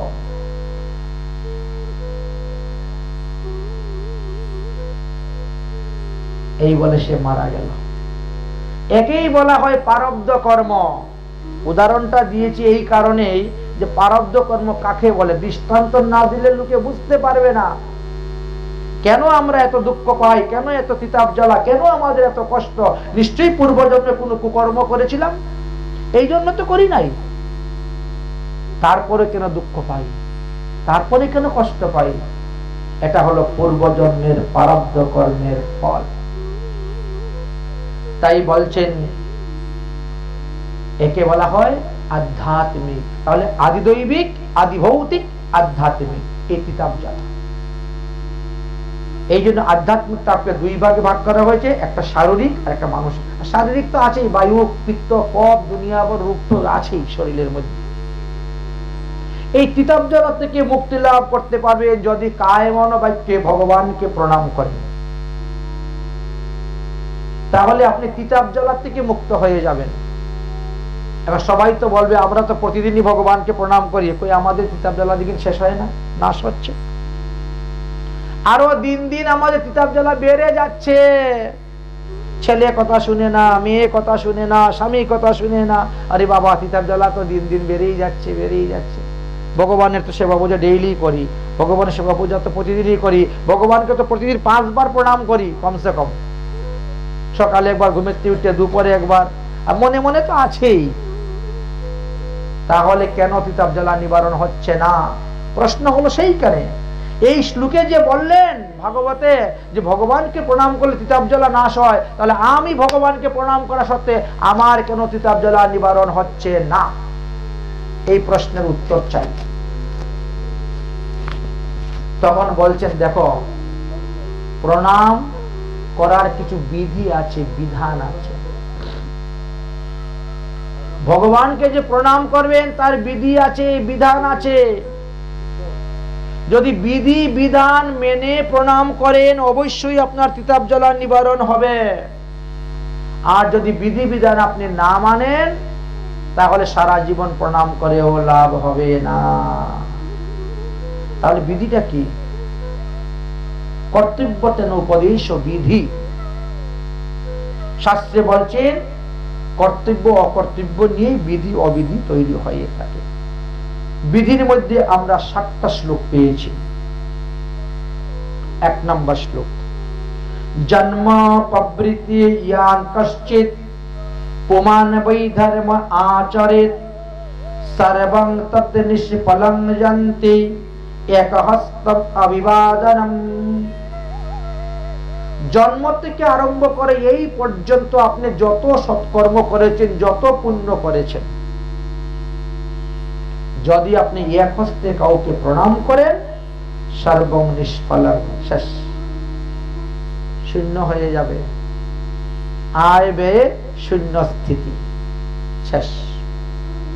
আমাদের সনাতন ধর্মে এক হস্তে দণ্ডবত প্রণামের কোনো বিধান নাই। এই জন্য কিতাব জ্বালা নিবারণ হচ্ছে না। সে সাধুগুরু বৈষ্ণব হোক আর ভগবানই হোক, এক হস্তে প্রণাম করার কোনো বিধান নাই। কিন্তু আজকালকে তো প্রায় লোকে এক হস্তে প্রণাম করে, আস্তে আস্তে কোমরটা নিচু করলো করে।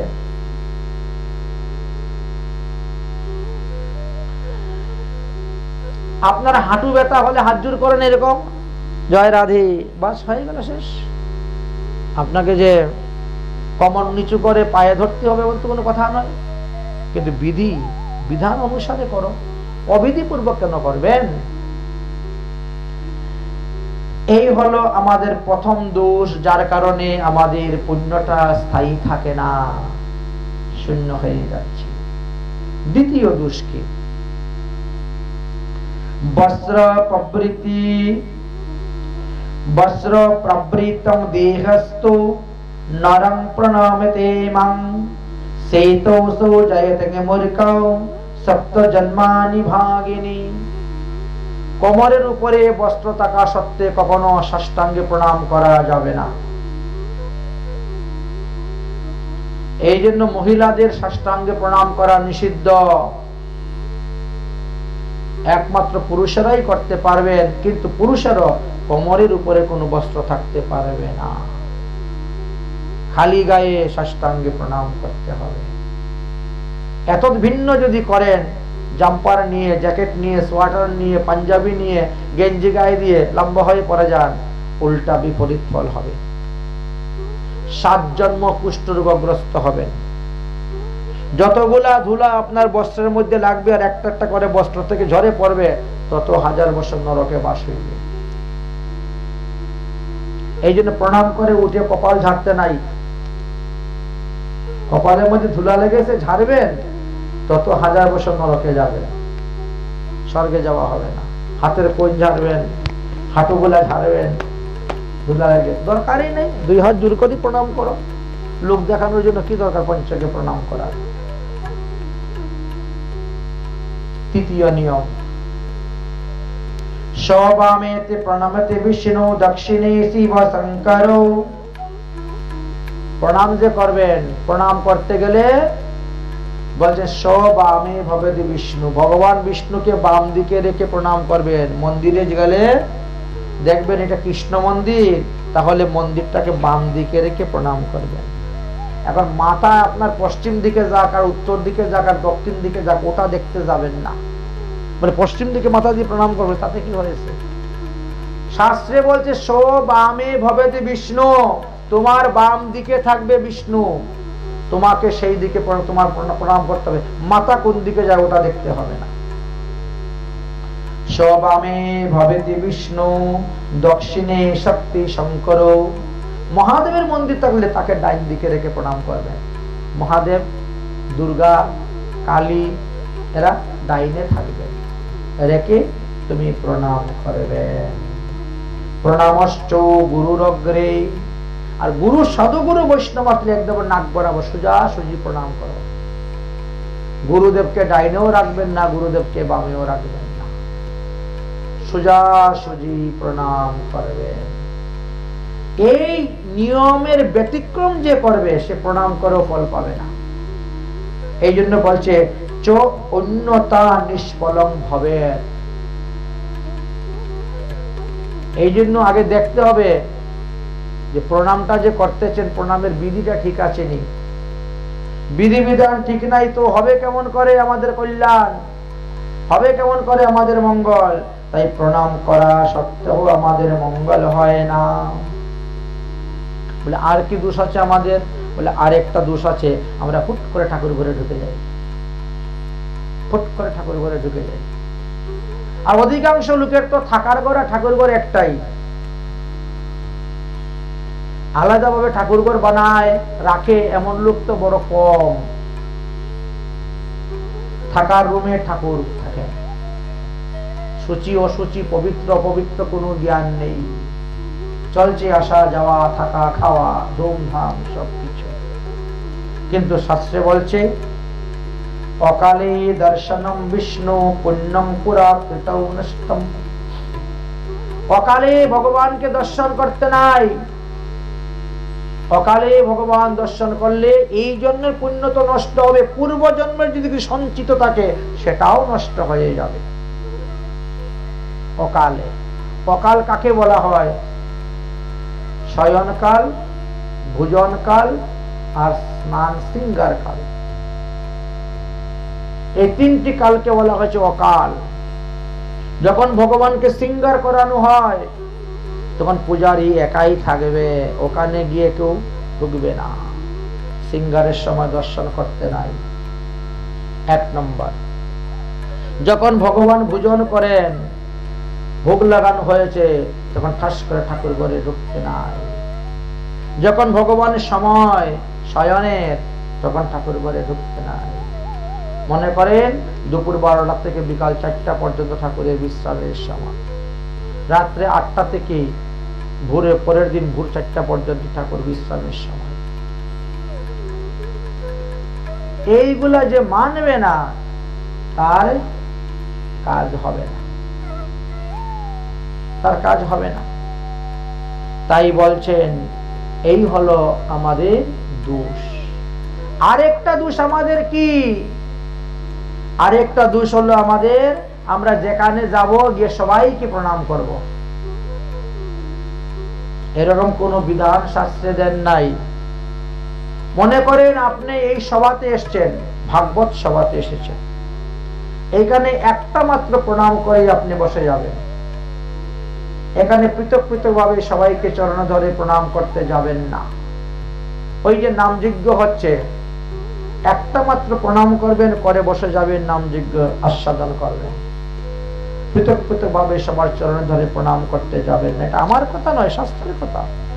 শাস্ত্রে বলছে সভায়াং যজ্ঞশালায়াম, সভা ভাগবত পাঠ সভা, যজ্ঞশালা, সভায়াম যজ্ঞশালায়াম দেবতায়াং তনিস্বপি পুণ্যক্ষেত্র পুণ্যতীর্থে শ্রদ্ধায়াং সময়ে যথা।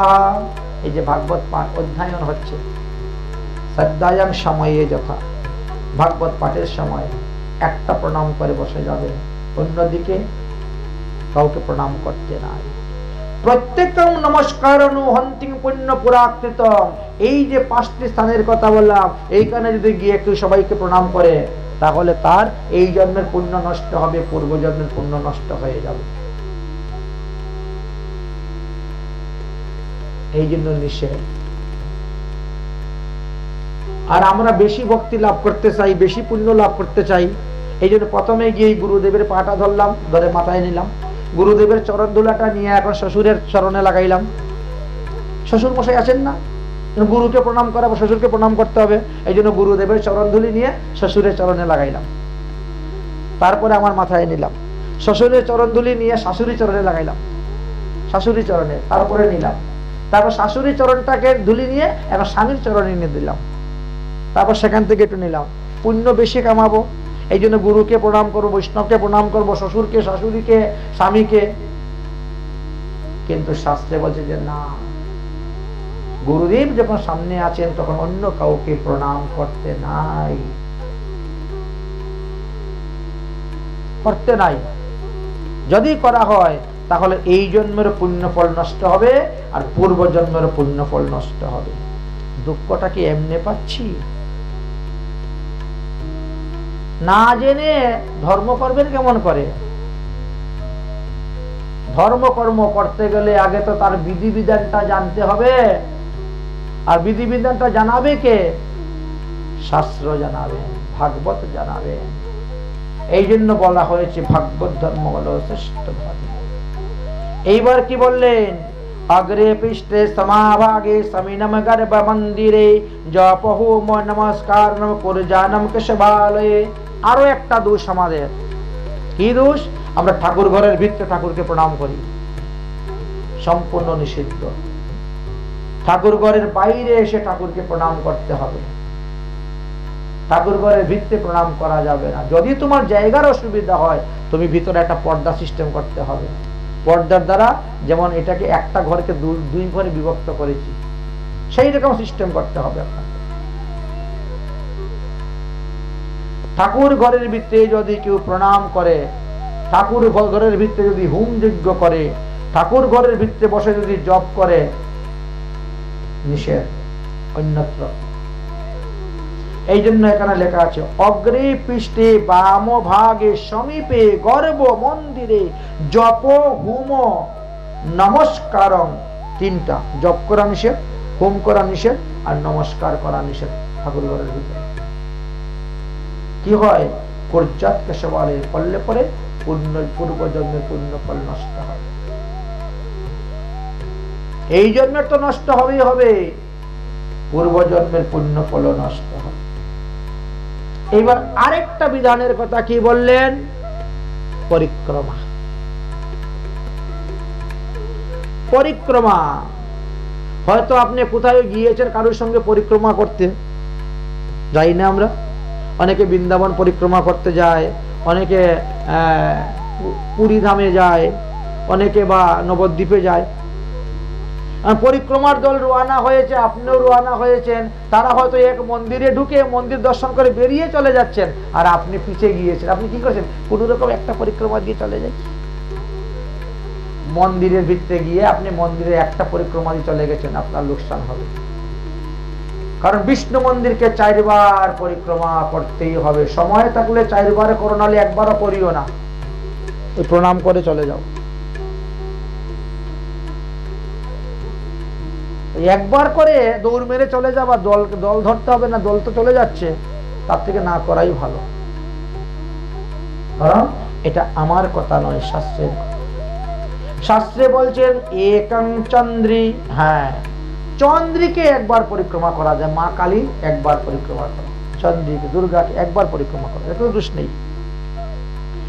একং চন্দ্রী রবৌ সপ্ত, সূর্যকে 7 বার করতে হয়।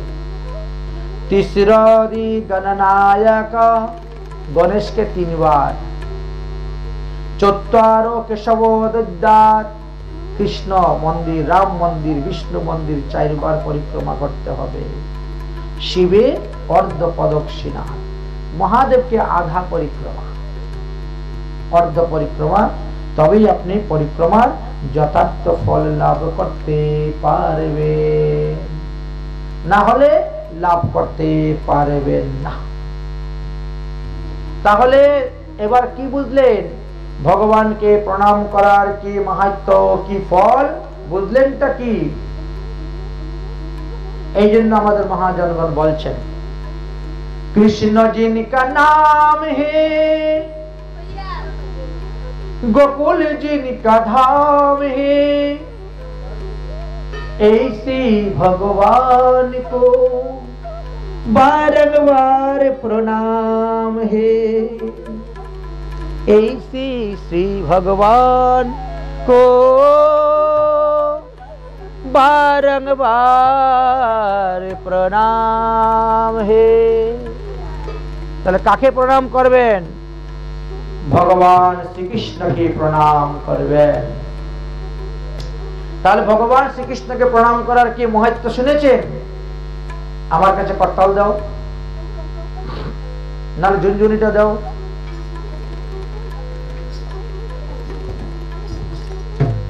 ওই যে করতাল পরে আছে,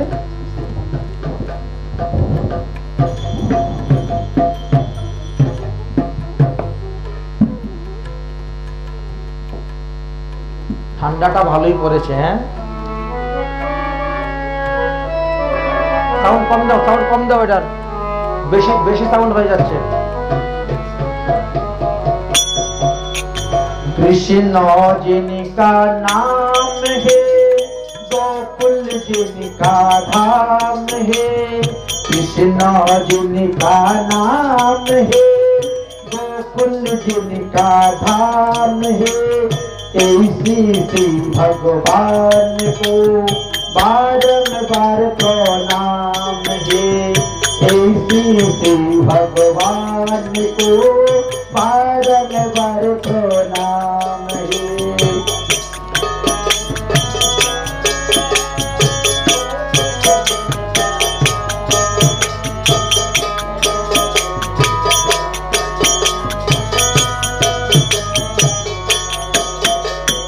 कृष्ण जिनका नाम है, गोकुल जिनका धाम है, ऐसी श्री भगवान को बारंबार प्रणाम है, ऐसी श्री भगवान को बारंबार प्रणाम है।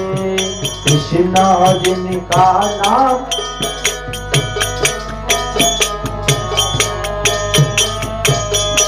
माउस स्पीकरটা মুখে নিয়ে নেন, মুখে নিলেন।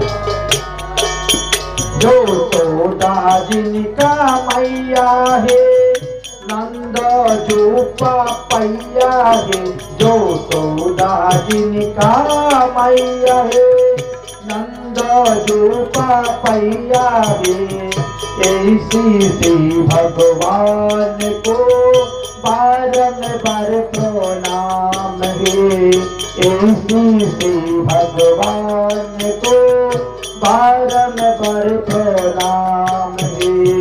कृष्ण जिनका नाम है, गोकुल जिनका धाम है, ऐसी श्री भगवान को बारंबार प्रणाम है, ऐसी श्री भगवान।